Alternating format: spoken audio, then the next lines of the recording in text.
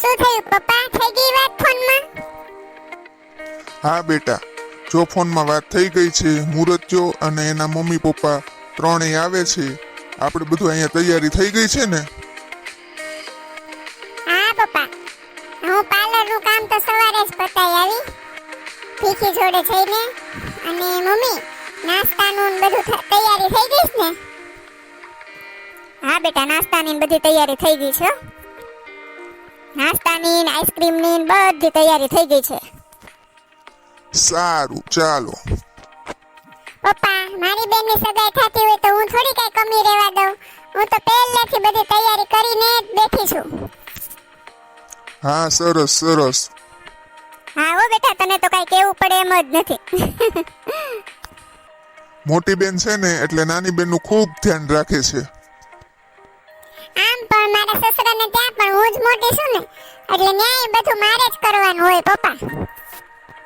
હા બેટા, સાચી વાત છે તારી હો.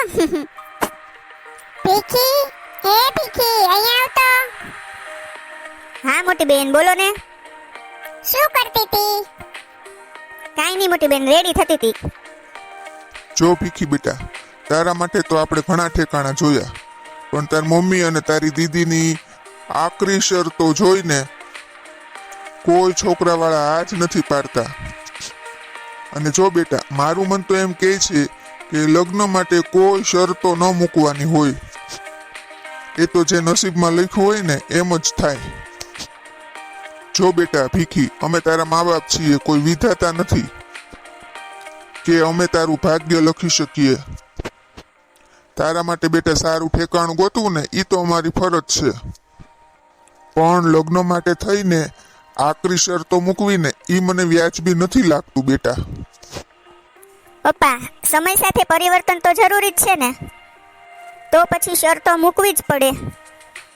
પપ્પા, આપણે દીકરી દેવાની છે એટલે બધી શરતો તો મૂકવી જ પડે. કાલ સવારે મારી બેન દુખી થશે એ મારીથી નહીં જોવાય. અને પપ્પા, મારું જો સાસુ તમે આટલું સારું ગોતું હોય ને તો ભીખીનું પણ સારું ગોતવું જ પડે. નહીંતર પછી મારા સાસરીવાળા ન કરવાની વાતો કરશે. હા પપ્પા, તમે શરતોને લીધે પછી મારી ખુશી નહીં જોવો. તમે પણ શું, જાણી જોઈને આપણી છોકરીઓને થોડી કૂવામાં નખાય. જો પૈસે ટકે કુટુંબ સુખી હોય ને તો દીકરીના મોજ શોખ બધા પૂરા થાય. એટલે શરતો તો મૂકવી જ પડે ને, નહીતર પછી છે ને આખી જિંદગી દીકરીને બળતરા કરવાની રે. હા પપ્પા, મારે સારું છે તો જો હું કેવી ઠાઠ મારતી રહું છું. ઘરમાં નોકરો બધું કામ કરે છે ને હું તો એક શેઠાણીની જેમ બસ બેસી રહું છું. ભીખી માટે બસ આપણે એવું જ ઘર ગોતવાનું છે. ભીખી, હવે તું જ પપ્પાને સમજાવ. હા પપ્પા, જો તમે શરતો નહીં મૂકો ને તો હું પણ લગ્ન નહીં કરું, મંડપમાં પગ નહીં મૂકું. હવે તમારે જોવાનું છે, મારી ખુશી જોવી છે કે પછી સમાજની દ્રષ્ટિ જોવી છે. હા તમને કહું, તમારે છોકરીઓનું જરી ખામું જોવું પડે ને, છોકરીઓનું કંઈક સંભળાય. એના મોજ શોખ પૂરા ન થાય ને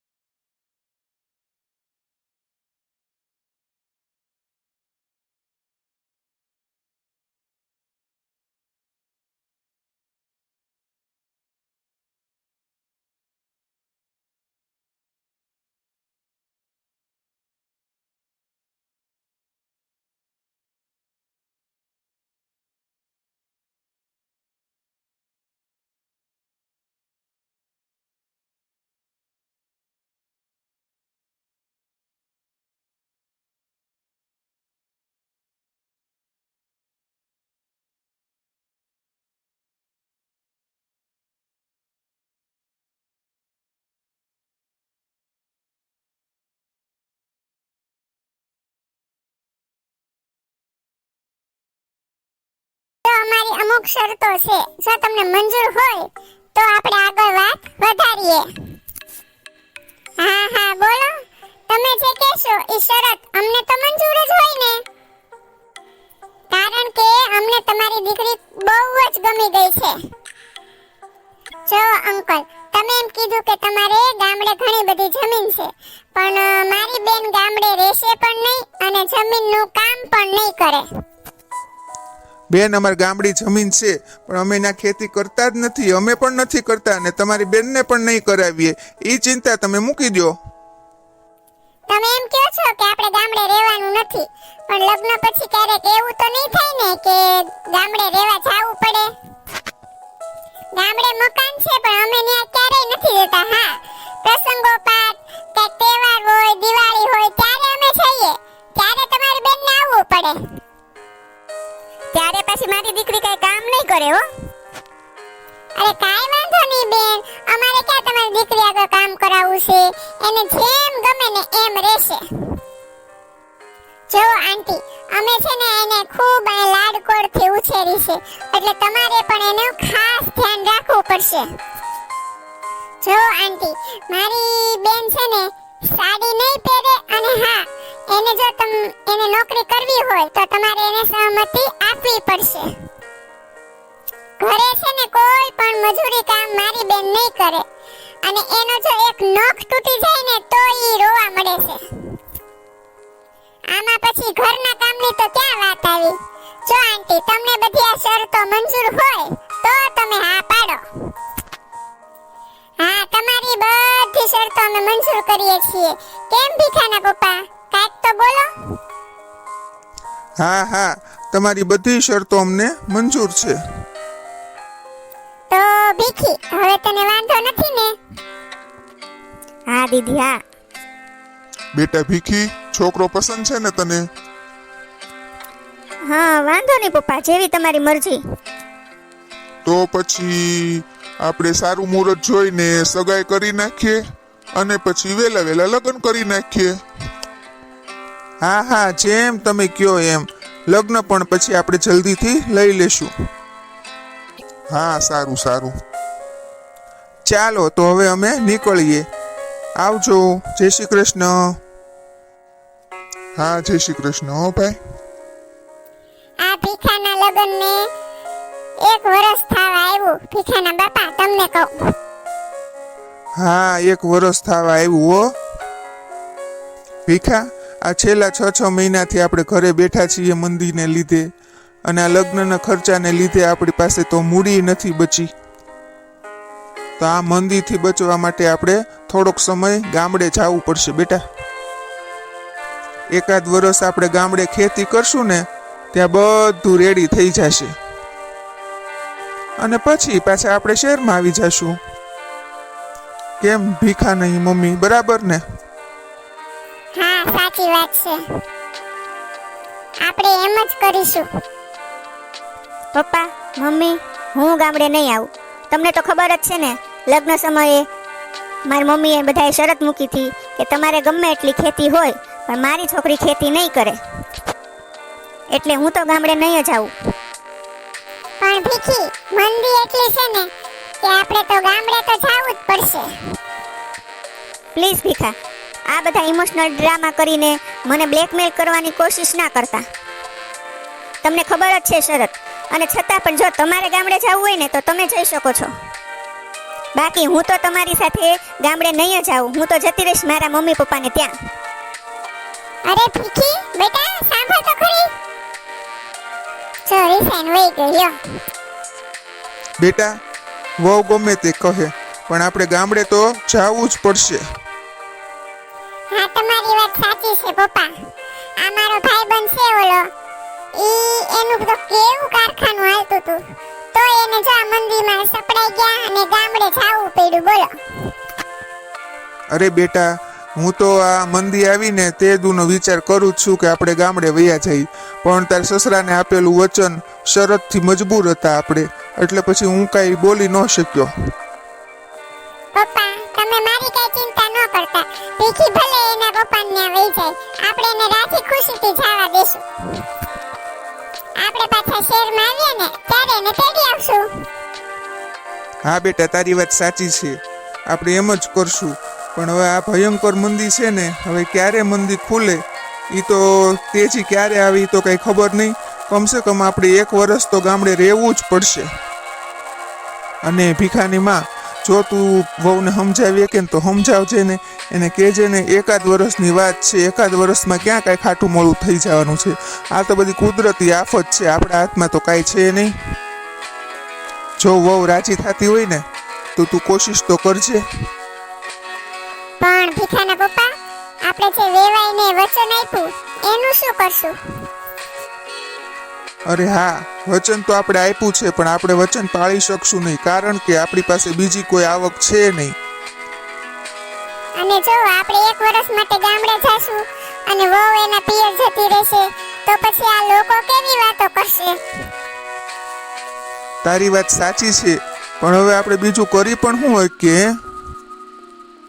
પપ્પા, તમારી વાત સાચી છે.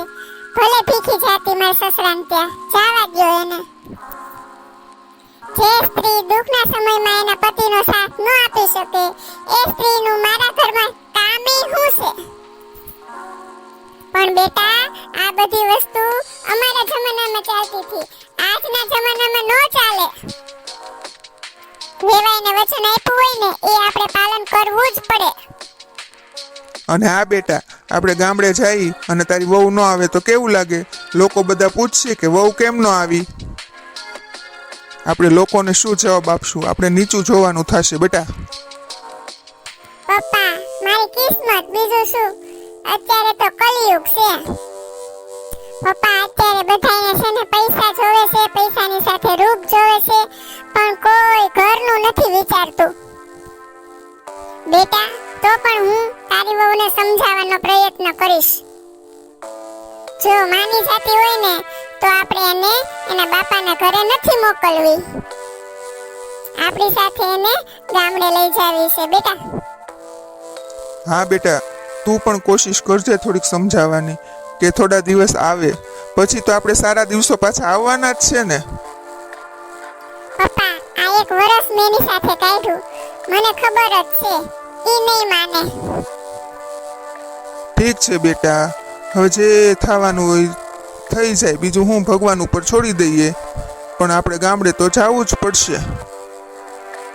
મમ્મી, પપ્પા, ભીખીનો ફોન આવ્યો તો. એ અત્યારે મંદી ચાલે છે ને તો એને સિટી મૂકીને ગામડે જવાનું છે. શું વાત છે?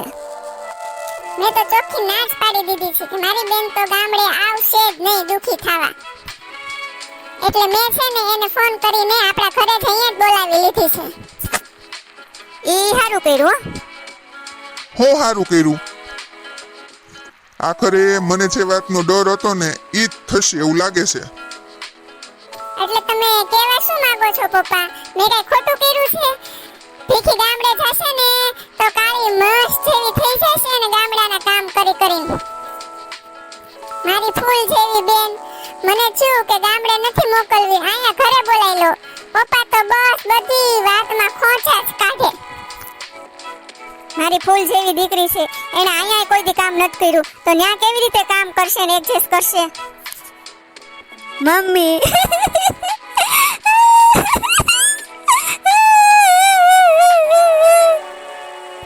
બસ બેટા, ચૂપ થઈ જા. હવે આપણે છે ને ત્યાં જવાનું જ નથી. નહીં મમ્મી, હું હવે ત્યાં નહીં જાઉં. તમે જ જોઈ લો પપ્પા, હવે કેટલી હેરાન કરી છે એટલે તમારી બેન એટલું બધું રોવે છે. એ તો કેટલી મજબૂત છે, તમે કોઈ દિવસ રોતા જોઈ છે ને? જોવો તો ખરા અમારી છોકરી કેવી થઈ ગઈ છે હાવ. મમ્મી, એ લોકો ગામડે રહેવા જાય છે, મારે નથી જવું ને. મારે નથી જવું ને. નહીં બેટા નહીં, તારે નથી જવાનું, તારે અહીંયા જ રહેવાનું છે. તું ચૂપ થઈ જા, ચૂપ થઈ જા. ભીખી, તું ચૂપ થઈ જા. આપણે ગામડે જવાનું જ નથી, તારે અહીંયા જ રહેવાનું છે. પપ્પાને એટલી મિલકત છે, તું બેઠા બેઠા ખાઈશ ને તોય કઈ ભારે નથી પડવાની. અને જો પપ્પા તને કાઈ કહે તો તારા માટે મારા ઘરના દરવાજા ખુલ્લા જ છે. વઈ આવજે તું તાર મારા ઘરે. અડધી રાતે તું તાર વઈ આવજે, પણ દુખી તો નહીં જ થવાનું બેન. હા ભોલીની વાત હાવ સાચી છે. હું સાચી વાત છે. ચૂપ, શાંતિ રાખો બધા તમે. બધી જ વાતમાં આપણી ઘરની ધોરાજી નો હાલે. મેં તમને પહેલા જ કીધું તું કે આપણે દીકરીના મા બાપ છીએ, એના વિધાતા નહીં કે આપણે એના ભાગ્યને લેખ લખી નાખીએ. અને હા, આપણે મા બાપ તરીકેની ફરજ છે કે આપણે સારો અને સંસ્કારી મુહૂર્ત તો શોધીએ. પણ દીકરીનું સુખ કે દુઃખ એ તો આપણા હાથની વાત જ નથી. એ તો એનું કર્મ જ નક્કી કરશે. અને આ બધી શરતો મૂકીને તો દીકરીના લગ્ન કોઈ દિવસ ન કરવા જોવે. તમે જાણો છો, જે મા બાપે શરતો મૂકીને એની દીકરીઓને પરણાવી છે ને, એ દીકરીઓ બહુ દુઃખી થઈ છે. સાંભળવું છે તમારે? ઇતિહાસમાં એના ઘણા દાખલા છે. એમાંથી 2-3 દાખલા આપું તમને, સાંભળો. રામાયણમાં જનક રાજાએ શરત મૂકી કે શિવ ધનુષને જે પણ ચડાવશે ને એને મારી દીકરી પરણે. અને ભગવાન રામે પણ જ ચડાવી અને શિવ ધનુષ તોડ્યું ને સીતાજી રામને પરણ્યા. અને શરતી લગ્ન થયા અને સીતાજી આખી જિંદગી દુખી થયા. આપણને ખબર જ છે ને. સાંભળો એક બીજો દાખલો.